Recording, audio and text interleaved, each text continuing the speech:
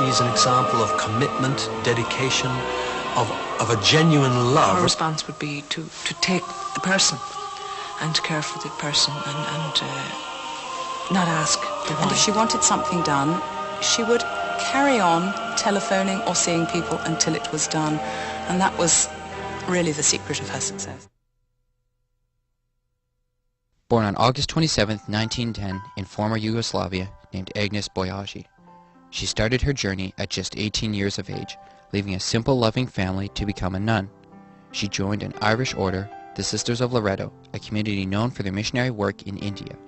It was there she took the name Teresa. She was the kind of person, determined. She wanted to do this work, and she would see it through. In 1929, she arrived in Calcutta, India, and taught for 20 years at St. Mary's High School. I asked Mother Teresa whether she loved teaching, and she said, "It was my life, and leaving Loreto was a greater sacrifice than even leaving home." A few years later, she took the final vows as a nun.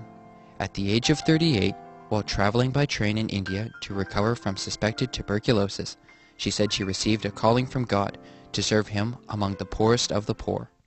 It was the will of God. It came from Him directly. Go amongst the poorest of the poor and to bring the poor to Christ. That was the call. And since I belong to Him, He had right to use me as He wanted without consulting me. Throughout her life, she received a prize for her humanitarian work, a Nobel Peace Prize, and a Medal of Freedom, the highest U.S. civilian award. She received appreciations from the President, the Princess, and the Pope.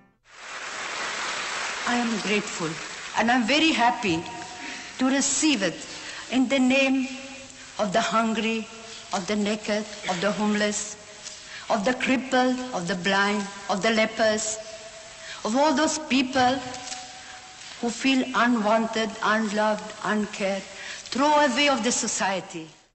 She established organizations in 120 countries. Mother Teresa continued to work as long as she could, despite her poor health. Mother Teresa, without even thinking, picked him up, cleaned him up, really, gave him his humanity back.